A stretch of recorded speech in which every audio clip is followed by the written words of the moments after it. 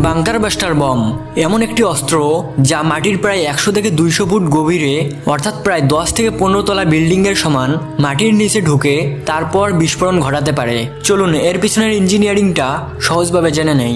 Number 1, এই বমের ওজন প্রায় 13,000 কেজি।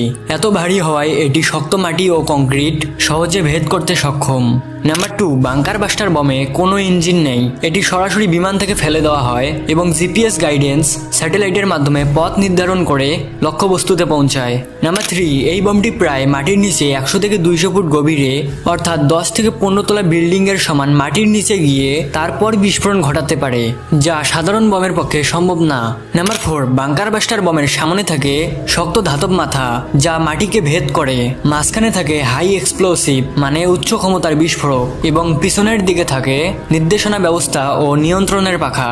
নাম্বার 5, এতে থেকে ডিলে ফিউজ। এর কাজ হলো এটি দেরিতে বিস্ফোরণ ঘটায়, মানে বম আগে মাটির নিচে ঢুকবে তারপর সঠিক জায়গায় এটি বিস্ফোরণ ঘটাবে। নাম্বার 6, একটি বাংকার বাস্টার বমের দাম প্রায় 30 থেকে 50 কোটি টাকা। এই বাংকার বাস্টার বোমা ব্যবহার করা হয় গভীর বাংকার ও টানেল ধ্বংস করতে। আমাদের প্রিয় নবীজি আমাদের শিখিয়েছেন অন্যায়ের বিরুদ্ধে শক্তি রাখা প্রয়োজন, কিন্তু সেই শক্তি যেন কখনোই নিরপরাধের ক্ষতির কারণ না হয়।